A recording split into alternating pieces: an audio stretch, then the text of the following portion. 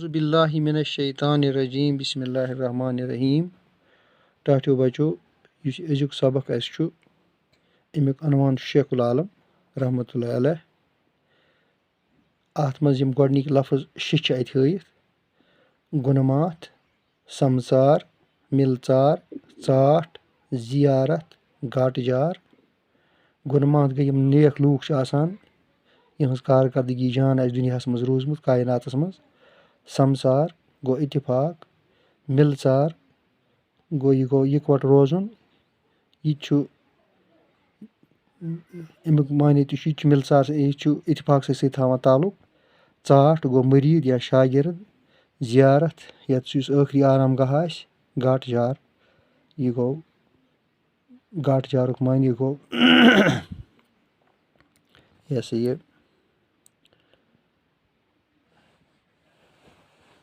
अकलमंदी। शेखुल आलम सोबुन असली नाव नूरुद्दीन यानी शेखुल आलमस असली नाव तमिस नाव नूरुद्दीन। टाठियार किन ٲسِکھ नुंद वनान।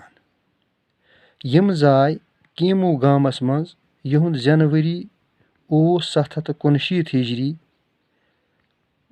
तो 719 हिजरी 1377 ईस्वी। मालिस ओसुक नाव सालार दीन। शेखुल आलम सन्दिस मालिस नाव सालार दीन तो माज ओसुक नाव सदर देद। शेखुल आलमस लॉकचार पेठे कुनिस खुदाय सन्ज इबादत करनिच कल। वारियाहन वरियन रूद केमू गामस मज गोफि मज अल्लाह ताला सन्दिस इबादतस मज मशगूल। यानी शेखुल आलमन ज्यादा इबादत कर्मच गोफि मजे। केमू गामस मज रूद अकिस गोफि अंदर वो तथ गोफि अंदर कर अल्लाह ताला सन्ज इबादत। गोफि मज नीरिथ फिर तिम सारसी कशीर तो दितुक लूकन इस्लामुक पजरुक मिलचारुक तो समसारुक सबक। यिल पत तम गोफि मज राय पत दित तमो सारसी कशीर लूकन इस्लामुक सबक दितुक पजरुक दितुक मिलचारुक दितुक तो यकतुक सबक दितुक। सारे वंस गुजरक सादगी सान। यानी शेखुल आलम सारी पन उम्र गुजरो सह गुजर तम सादगी सान साद जिंदगी कर बसर। तुहुंद खेन चेन पलो पोशाक तो लसन बसन ओस साद।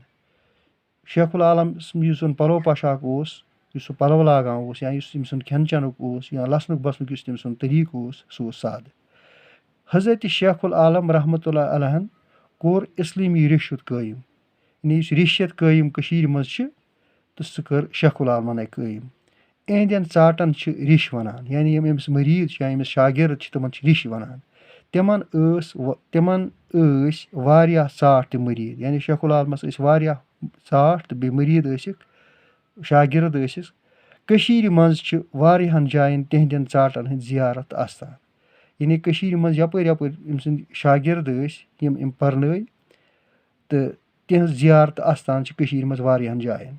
तिहंदन खास यारन चाटन तो मरीदन मज ज्यादा मशहूर यानी यम अमिस यार यम अमिस चाट या यम अमिस शागिर्द तिमन मज यम जन मशहूर तिमन मज बाबा बामदीन रहमतुल्लाह अलैह यमिस बुम रिश तह वनान बुम रिश बुम जू तहस वनान। बाबा जैनुद्दीन रहमतुल्लाह अलैह जन शाह अशमकाम यानी अशमकामस मज जियार जन शाह सबन सह अम सुंद मरीद। बाबा नसरुद्दीन चार शरीफ यानी बाबा नसरुद्दीन ब्याख यमिस शागिर्द सह चार शरीफ तम सुंद आस्थान तो बाबा ताजदीन ब्याख बाबा ताजदीन रहमतुल्लाह अलैह सह वुत्र हेलस मज। शेखुल आलम जानन ज इंसानी बेदारी मज खातूनन हुंद काफी रोल यानी यम जन अस माज बे तिहुंद अहम रोल इंसानी जिंदगी मज। तिहंदन शागिर्दन मज आस शाम बीबी सह वारियाह नेक। दहत देद बहुत देद हश नामावार खोतून यानी ब्याख हिश यानी बहुत देद हिश नामावार खोतून शामिल यम आज तह चाट कोर नाव मशहूर छे। आज गो युतुई शुक्रिया।